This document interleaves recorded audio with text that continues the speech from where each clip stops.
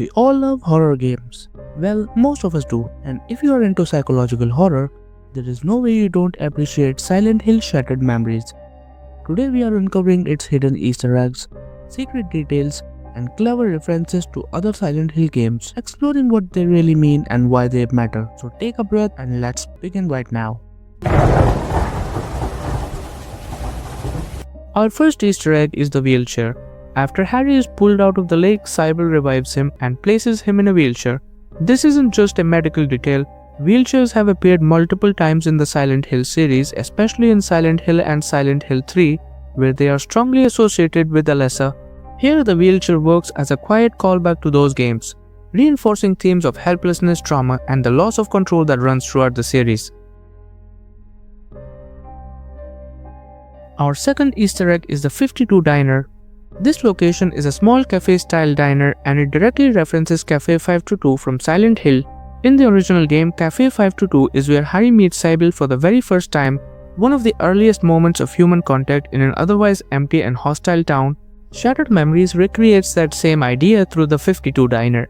The name is different but the purpose is familiar, a brief sense of safety, warmth and normalcy inside a place that constantly feels wrong. It's a subtle callback that reminds players how Silent Hill reuses familiar locations not as exact copies but as distorted versions of remembered places, memories that return even when everything else has changed. As you explore the town further, another familiar name quietly reappears: Balkan Club. In the original Silent Hill, this location existed as Balkan Church, a place associated with silence, guilt, and unease. In Shattered Memories, that same name returns, but the meaning is completely transformed. The church is gone, replaced by a nightclub. This shift feels deliberate. Something once spiritual and restrained is now loud, indulgent, and openly sensual. It also echoes Silent Hill 2, where Maria works at Heaven's Night, another location that mixes desire, loneliness, and emotional confusion. By turning Balkan Church into Balkan Club, the game visually shows how familiar places in Silent Hill don't disappear. They evolve, distort, and reflect the psychological state of the people remembering them. As the story unfolds, the game starts leaning heavily into a very specific visual language. One of the clearest influences here is Twin Peaks. In the high school gym, there is a surreal scene where Michelle is singing in front of deep red curtains. The imagery feels instantly familiar, dreamlike, theatrical, and slightly unsettling. It strongly echoes Twin Peaks, especially moments like Julia Cruz performing on stage, framed by red curtains that blur the line between reality and dreams. The references don't stop there. Back at 52 Diner, Cherry Pie appears as a special on the green chalkboard, complete with a neon cherry pie sign, another unmistakable nod to Twin Peaks. Even locations like Lakefront Souvenirs use red curtains in their design, reinforcing that same unsettling atmosphere, a space that feels staged, symbolic, and slightly detached from reality. Much like Twin Peaks, these moments suggest that what we're seeing isn't meant to be taken literally. It's a dream logic world where emotions matter more than explanations, and familiar imagery hides something far darker underneath. While searching Sybil's car, a small detail quietly stands out. Inside the glove compartment, there's a pack of Hemingway brand cigarettes. It's an easy detail to miss, but the name immediately calls back to Ernest Hemingway, a writer known for themes of masculinity, emotional restraint, addiction, and inner struggle. Within Shattered Memories, the cigarettes subtly reinforce the game's adult themes, coping mechanisms, self-destruction, and emotions that are never fully expressed. Like many Easter eggs here, it's not just a reference, it quietly adds texture to the characters, hinting at the weight they carry without ever saying it out loud. At one point, the game brings back an idea that longtime fans might recognize. In the original Silent Hill, there was a memo titled "A Tale of Birds Without a Voice," which served as a clue for the piano puzzle. Shattered Memories revisits that same concept, this time through a puzzle that combines birds and a piano-like musical mechanic. It's not a direct copy, but a reinterpretation. Birds Without a Voice suggests silence, missing expression, and messages that can be spoken openly. By linking birds and music once again, the game quietly nods to its past while reinforcing a core Silent Hill theme. Some truths aren't told directly, they have to be listened for.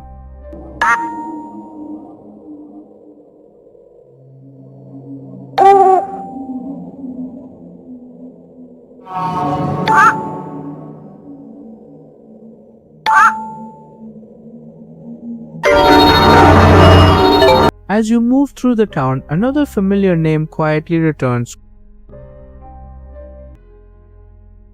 Green Lion. In the original Silent Hill, Green Lion was an antique shop, a place filled with old objects and forgotten history. In Shattered Memories, that same name now belongs to a pawn shop. The shift is subtle but meaningful. Antiques are preserved memories. Pawned items are memories that have been sold, traded away, or reduced to their cash value. By turning an antique shop into a pawn shop, the game reflects one of its core ideas. The past doesn't stay intact, it gets distorted, repurposed, and sometimes discarded entirely. As you explore Toluca Mall, a strange mascot keeps showing up in the background. His name is Tuki. Tuki is the official Toluca Mall mascot, and his design closely resembles Toucan Sam, the cereal mascot, colorful, friendly, and clearly aimed at children. You first notice him on an outdoor billboard, then again as a giant statue inside the mall.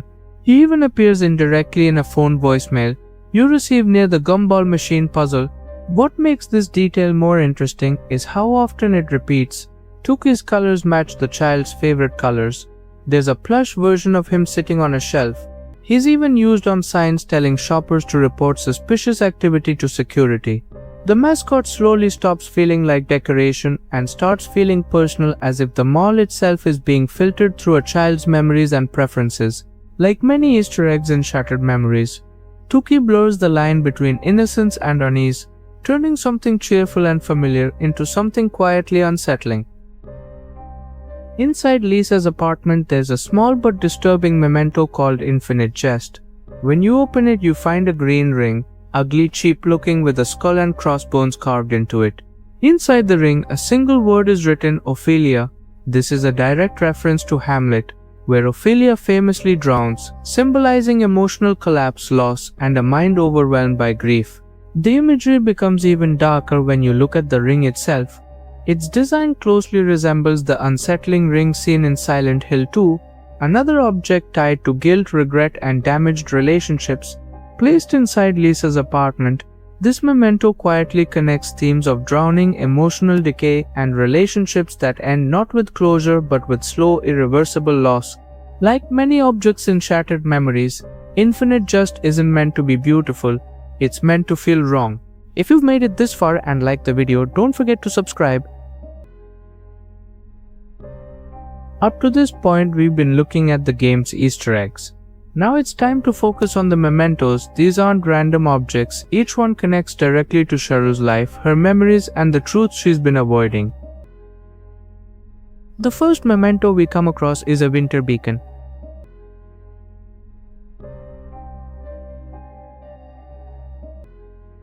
At the bottom, there's a sticker that reads, "Covering himself with light as with a cloak." Stretching out the heavens as a curtain, lighthouses appear again and again throughout the game, leading players to expect the lighthouse from Silent Hill. Instead, it takes a different form, the Lighthouse Clinic. Like the lighthouse in Silent Hill 2, it represents guidance rather than a destination. Everything points toward it because that's where Cheryl truly is. A lighthouse exists to guide people through darkness, and Harry, lost and confused, is drawn toward it. But when he gets close, Dahlia warns him to turn back because the lighthouse is where the truth is revealed, and the illusion finally breaks. Harry! Turn back! I can't. It's too late now. For our daughter's sake! The next memento is Hidden Fire. It appears as a pack of Hemingway ultralight cigarettes. The name immediately recalls Ernest Hemingway, a reference Silent Hill has played with before, most notably in Silent Hill 2 when Maria reacts to the name Ernest. Cigarettes have also appeared elsewhere in the series. In Silent Hill 3, Heather comments that she quit smoking. In Shattered Memories, this detail takes on a more personal meaning. Cheryl herself is implied to smoke, hinted at through the problem child messages about smoking in a non-smoking zone. Like many mementos, Hidden Fire isn't just a callback. It reflects coping, rebellion, and quiet self-destruction hidden beneath the surface. Another memento we come across is Frozen Waters. Ice and cold imagery appear throughout the game. Beyond the environment, it represents emotional distance. The frigid messages hint at deeper unresolved tension. More importantly, it reflects Cheryl's state of mind.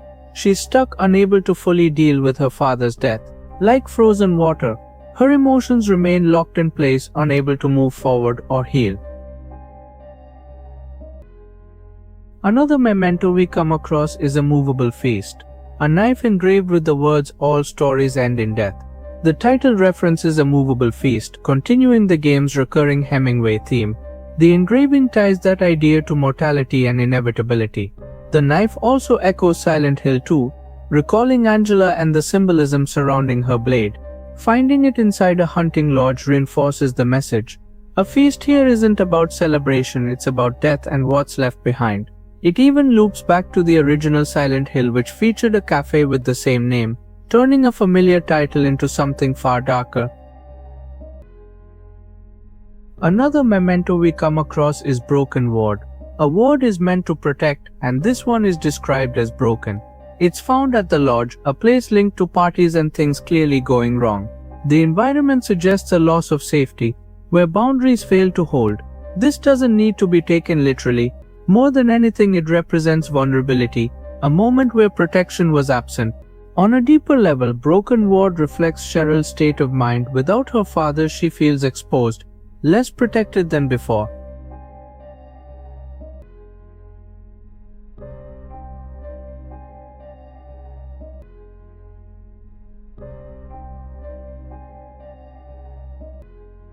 Next we have Pinned Beauty. It features an extinct butterfly, carefully pinned in place. Harry mentions that Cheryl collects butterflies, calling them pretty bugs, while Lisa finds the idea unsettling, even disturbing.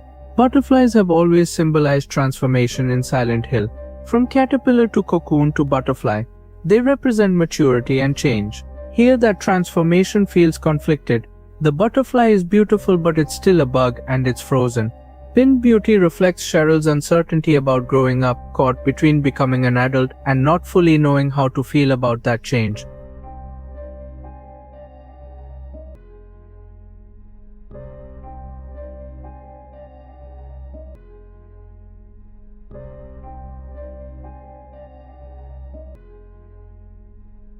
Suffocated Forever centers on an insect trapped in amber.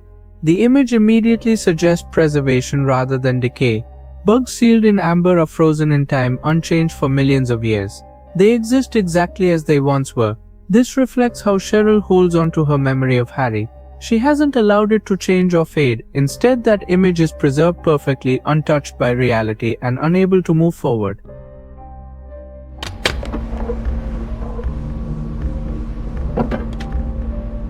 My Plastic Perfect Girl presents a doll designed to look adult, but styled like a child.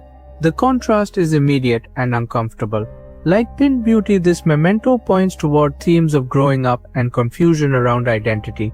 The doll combines the appearance of maturity with details associated with childhood. This clash reflects Cheryl's inner conflict, caught between who she was and who she's expected to become. The memento suggests discomfort with expectations placed on appearance, and the pressure to fit an idea of adulthood before feeling ready. Rather than being literal, My Plastic Perfect Girl works symbolically, showing how distorted perceptions of growth can feel artificial, forced and deeply unsettling. Heavenly Protection features Saint Christopher. He is associated with travel and protection on journeys. That connection becomes painful here, because Harry died in a car crash. The memento reflects a quiet wish that someone was meant to protect him, and the guilt that remains when that protection fails.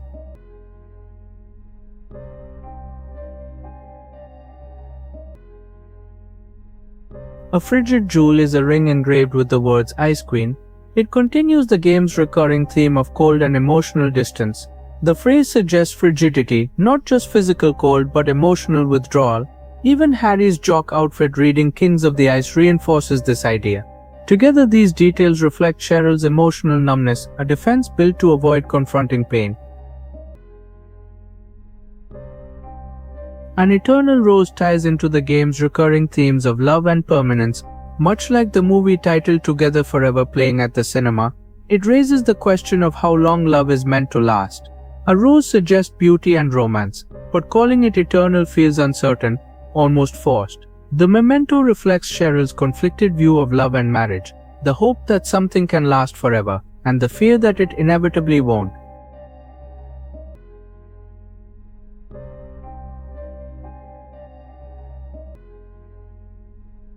Infinite Jest directly references Hamlet. The name points to Hamlet, a story centered on grief, madness, and death. In the context of shattered memories, the reference reinforces themes of emotional collapse and being unable to escape loss. Like many mementos, it connects classic tragedy to Cheryl's unresolved pain. Synthetic Femur is a simple dog toy. It points to a time when Cheryl had a dog she clearly loved. Within the game, dogs often represent unconditional love, companionship without conditions or judgment. The photos of Cheryl with her dog mirror the videos of Cheryl with Harry. In both cases, those happier moments ended too soon because of death. All that remains are memories preserved through photos and recordings, holding on to what was lost. This memento is one of my favorites. Memories Undeveloped appears as a roll of photographs. Photos and videos play a huge role throughout the game. They're Cheryl's way of keeping her father alive, replaying old home movies again and again. The title says it all. These memories are preserved but never fully processed, held onto, instead of letting them change or fade. I love my daddy!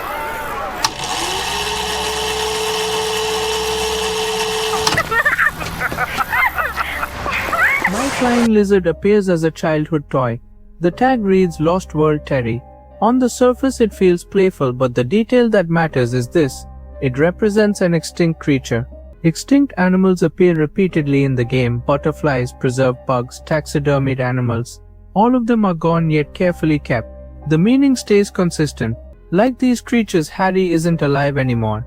But in Cheryl's mind he's preserved, still existing in memory, frozen in the form she refuses to let go of.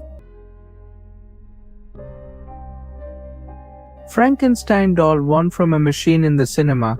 Dr. K refers to Cheryl's memory of Harry as Frankenstein-like, which is to say she stitched it together from many parts to make something which is different from what the real Harry was. It is part reality, memory, and part fantasy. Frankenstein's monster was made of parts of dead people and then reanimated with electricity. Harry is dead, but he lives on in Cheryl's mind.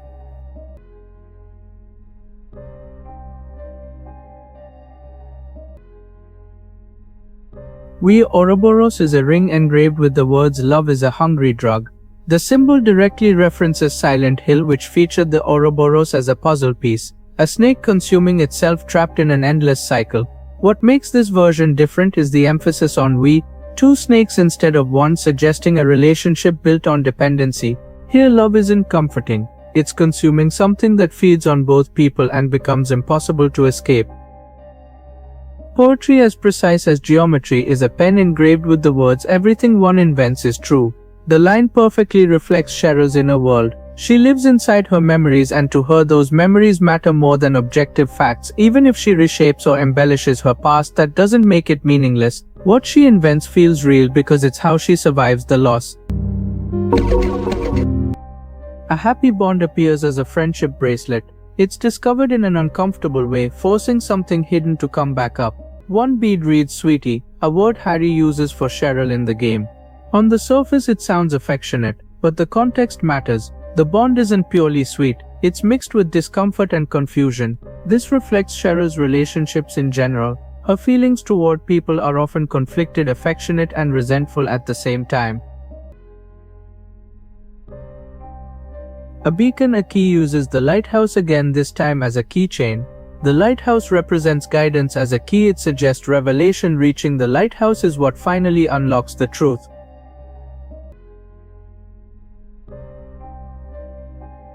Your diamond heart points back to the theme of marriage. Diamonds usually symbolize commitment and permanence. Here that idea feels fragile. It reflects a relationship that was meant to last but exists now only as a memory. The dragon is a small red dragon bought from Myths and Legends of Lakeside. It ties back to the videotape where Harry and Cheryl pose as a knight and a princess. Harry explains that knights slay dragons, Cheryl as the princess, Harry as the knight. Here the dragon represents Cheryl's personal demons, her refusal to confront Harry's death and the denial that shapes her life. Fittingly, dragons belong to fantasy, just like the delusion the game is built around. Eve and Adam appears as two lockets. One contains a photo of Dahlia and the other of Harry. For a child, parents become the first models of identity, what a woman should be and what a man should be. The engravings say everything. Never forget beside Harry and true happiness beside Dahlia. Together the lockets reflect how Cheryl defines love and identity through her parents holding on to her father's memory while struggling with her feelings toward her mother. When you put all the mementos together, Silent Hill Shattered Memories stops being a horror game. There are no monsters chasing you here, only memories that refuse to fade. Every object, every symbol is tied to Cheryl, her grief, her denial, and her inability to let go of her father's death. Silent Hill isn't punishing her, it's reflecting her. And when the truth finally comes out, the town doesn't collapse, the illusion does. Shattered Memories isn't about surviving horror, it's about facing it. If you've watched till the end, you already know how much effort went into this video. So if you liked it, don't forget to like and subscribe for more deep dives like this. It really helps the channel.